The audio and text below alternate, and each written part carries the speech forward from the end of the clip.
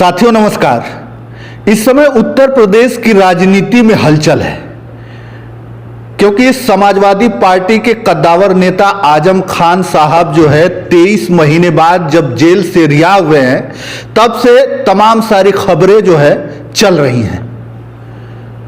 अभी उनके रिहा होने से पहले खबर चल रही है कि वो जब रिहा होंगे इसके बाद बसपा में शामिल हो जाएंगे, लेकिन उसके बाद जैसे ही रिहा होते हैं तो तमाम समाजवादी पार्टी के नेताओं के तमाम जो है बयान आते हैं। जैसे चाचा शिवपाल यादव जी ने कह दिया कि वो सपा के थे और सपा के ही रहेंगे। आइए हम उन्हीं सब मुद्दों पर बात करेंगे कि क्या वाकई में आजम खान साहब जो है किसी दूसरी पार्टी में जाने वाले हैं, क्या वाकई में वो बसपा में जाने वाले हैं। हमारे साथ समाजवादी पार्टी के नेता रामदरस यादव जी हैं।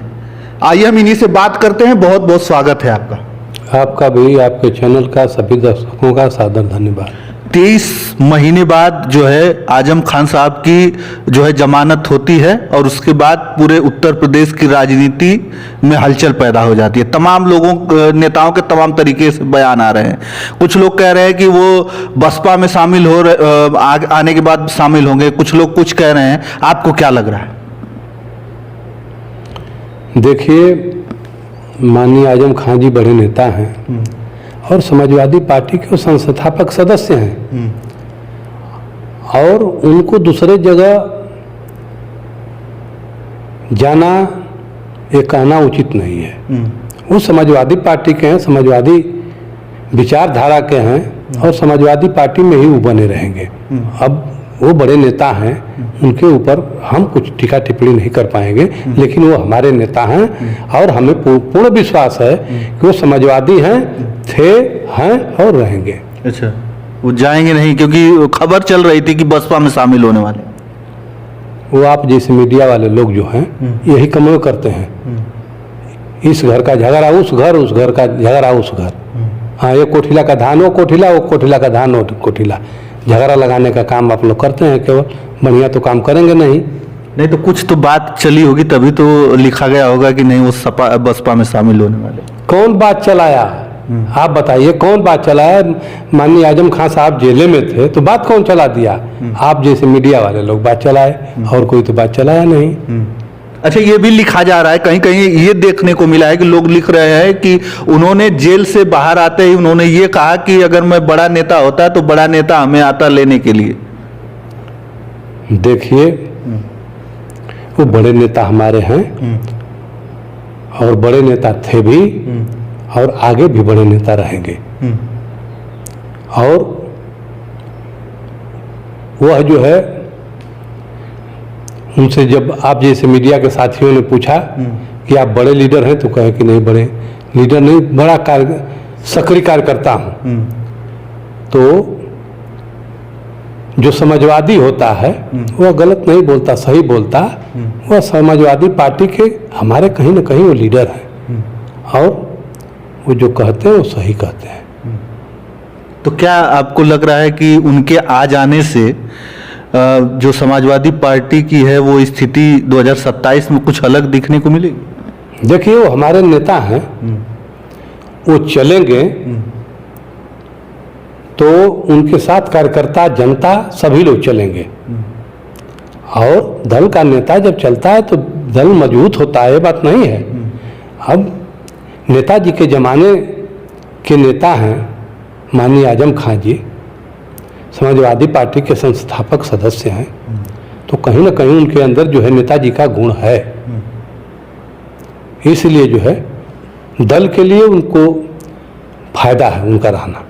अच्छा, वो तमाम जो तरीके से बयान भी जब बाहर आते हैं तो बयान भी उनके वायरल हो रहे हैं।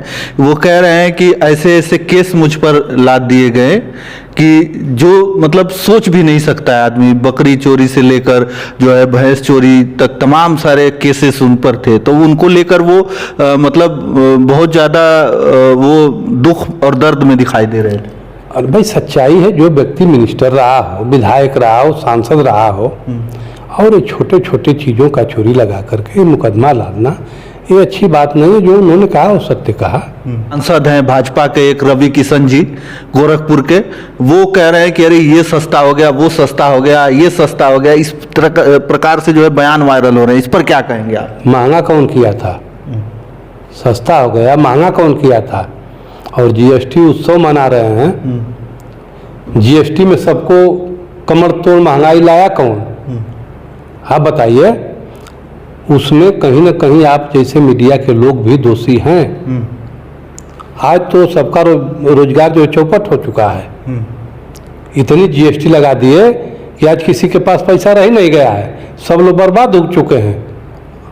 और सबको बर्बाद करके आप जीएसटी का उत्सव मनाएंगे? ये तो सस्ता हो गया, सामान बहुत सारे सस्ता हो गए, इसीलिए वो लोग देख रहे हैं कि तमाम योगी जी खुद चल रहे हैं और नारे लगाए जा रहे हैं। अरे यार, किसी के पास पैसा नहीं, ना कोई खरीदने वाला है ना बेचने वाला है। जब पैसा नहीं रहेगा तो उत्सव मना करके क्या करेंगे और कम करके क्या करेंगे? सब पैसे खत्म हो गया, किसी के पास कुछ है नहीं। सब लोग जो है भिखारी बन करके घूम रहे हैं। सबका रोजगार चौपट हो गया है। और बीजेपी के लोग राजा हैं, इनकी सरकार है, तो राजा का मतलब होता है कि प्रजा को जो है खुशहाल रखे। समझ लीजिए, इन्होंने इतनी जीएसटी ला दिया कि सभी व्यापारियों की, गरीबों की, सबकी जो है कमर टूट गई है। अब कोई कुछ बचा नहीं है। हाँ, तो उत्सव मनाइए ना करेंगे। ये उत्सव जो है जीएसटी कम करने का उत्सव नहीं है। ये उत्सव जो है, आप बेरोजगार हो चुके हैं, आप जो है आपके पास कुछ बचा नहीं है, आपका रोजगार चौपट हो गया है, इसका उत्सव जो है भारतीय जनता पार्टी के लोग मना रहे हैं। अरे उससे कम, उससे जो है फर्क नहीं पड़ेगा? जीएसटी कम हुआ, सामान कम के दाम कम हुए, तो महंगाई कम हुई, तो इससे फर्क नहीं पड़ेगा? अरे यार, अब देखिए चुनाव आ रहा है तो आपको समझ में ना आ जाएगा कि कितना उत्सव मन रहा है। और कम करने से जनता खुश नहीं है। नहीं, जनता को तो जीएसटी में लूट दिया गया। अब बचा क्या है? कुछ बचा नहीं है। अब जो भी है कम बेसी करके आप खुशी का वो उत्सव मना रहे हैं, इधर जनता जो है रो रही है। अरे इससे ये भी कयास लगाया जा रहा है कि बिहार चुनाव है और बिहार चुनाव में बड़ा फर्क पड़ेगा इससे। वो तो पढ़ना ही है। हाँ, वो तो पढ़ना ही है। जनता सब कुछ देख रही है, जान रही है। अब किसी के पास कुछ बचा नहीं है। नहीं तो फर्क पड़ेगा इससे, जो है जीएसटी कम हुई है तो फर्क पड़ेगा। वहां की जनता जो है वोट करेगी, भाजपा की सरकार बनेगी, इस तरीके से लोग कह रहे हैं। आप ऐसे कह रहे हैं क्या? आप देखे हो, आप गए हो, देखे हो बिहार तो आप गए थे। हाँ, आपकी पूरी टीम भी गई थी। आप देखे हो वहाँ जो है तेजस्वी को मुख्यमंत्री बनाने का उत्सव चल रहा है। आप जान रहे हो? आप देखे हो ना कि तेजस्वी यादव को इंडिया गठबंधन के तहत मुख्यमंत्री बनाने का उत्सव चल रहा है वहाँ पर। और आप कह रहे हैं कि इधर जो है जीतेगी एनडीए का पता नहीं चलेगा।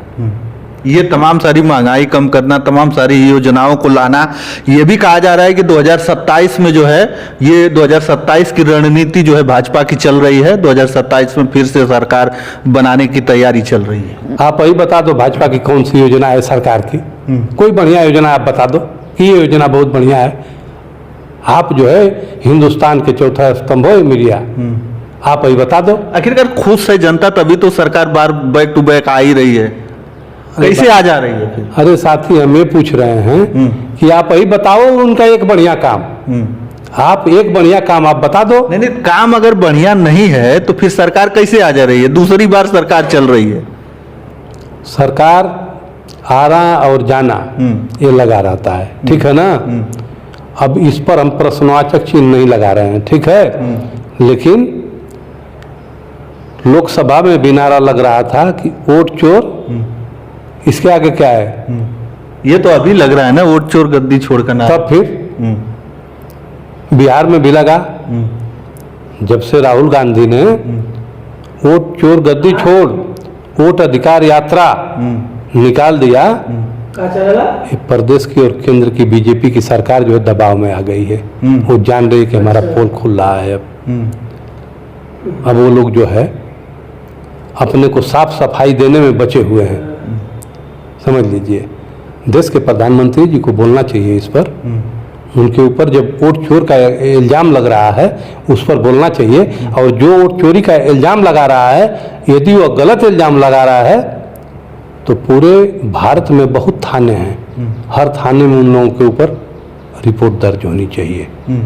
यदि वो दो गलत बोल रहे हैं तो सच्चाई है तब तो रिपोर्ट नहीं दर्ज हो पाएगी।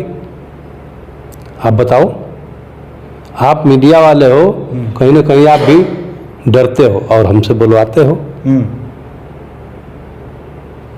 चलिए, तमाम सारी बातें हुई, बाकी आपकी क्या राय है कमेंट में हमें अवश्य बताइएगा। धन्यवाद।